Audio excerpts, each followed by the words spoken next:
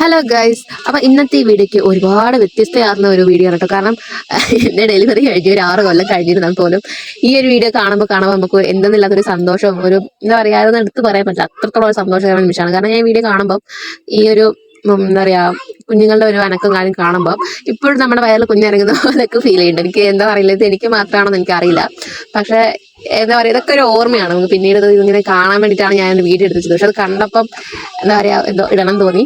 ഭയങ്കര നാള് എടുത്ത് പറയാൻ പറ്റില്ല, നമുക്ക് ഭയങ്കര സന്തോഷമാണ്. എത്രത്തോളം പറയാൻ പറ്റില്ല. ഒരു അമ്മ എന്നുള്ളൊരു ഒരു വികാരം നമുക്ക് ഒരിക്കലും എങ്ങനെയാ പറഞ്ഞിരിക്കുന്നത്, അതൊക്കെ അനുഭവിക്കുമ്പോഴേ അറിയുള്ളൂ. അതേപോലെ കുഞ്ഞുങ്ങൾ എന്നുള്ളതും നമ്മളെ വയറ്റില് കുഞ്ഞുങ്ങളെ ഒരു മൊമെന്റ് എന്താ പറയാ, മൊമെന്റ്സ് ഒക്കെ അങ്ങനെ എന്താ പറയുക, ഫീൽ ചെയ്തിട്ട് കിട്ടണം. അതൊക്കെ ഒരു അനുഭവമാണ്. കാരണം എന്റെ 2 പ്രഗ്നൻസിയിലും ഞാൻ 2 വീഡിയോസ് എടുത്തിട്ടുണ്ടായിരുന്നു. അപ്പം രണ്ടും ഞാൻ ആഡ് ആക്കി ഒരു വീഡിയോ കിട്ടണം.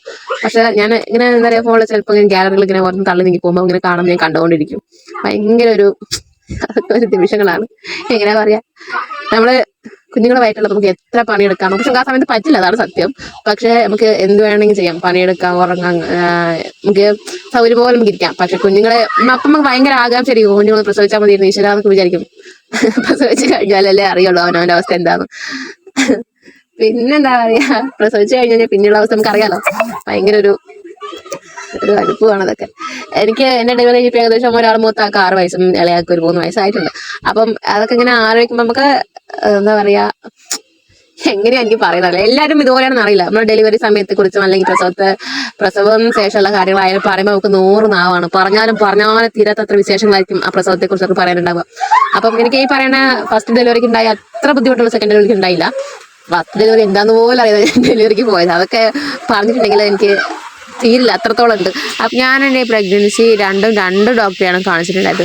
രണ്ട് ഡോക്ടർ, രണ്ട് സ്വഭാവം, രണ്ട് തരം എന്താ പറയുക അനുഭവങ്ങൾ, അങ്ങനെയൊക്കെ ആയിരുന്നു. വളരെ വ്യത്യസ്തമായ ഓരോരോ അനുഭവങ്ങളോടെയാണ് ഞാൻ എൻ്റെ ഈ 2 പ്രഗ്നൻസി എൻ്റെ കടന്നു പോയിട്ടുണ്ടായിരുന്നത്.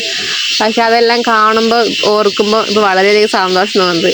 ഇപ്പം ആ കുഞ്ഞുങ്ങൾ ഇപ്പോൾ കളിക്കുന്ന കളിയെല്ലാം കണ്ടിട്ടുണ്ടെങ്കിൽ അതിനപ്പുറം എന്താ പറയുക, പറയാൻ വാക്കുകളില്ല. നമ്മൾ കഴിഞ്ഞു പോയ പ്രഗ്നൻസിയും അല്ലെങ്കിൽ ആ ഡെലിവറിയും കാര്യങ്ങളൊക്കെ നമ്മൾ ഇങ്ങനെ ആലോചിച്ച് ഇപ്പോഴും നമ്മൾ ഹാപ്പി ആയിട്ടിരിക്കുകയാണ്. എന്നാൽ ഇപ്പോഴുള്ളവർ അങ്ങനെയാണോ? നമ്മളിപ്പോൾ എന്തൊക്കെ തരം വാർത്തകൾ കേൾക്കുന്നുണ്ട് അല്ലേ?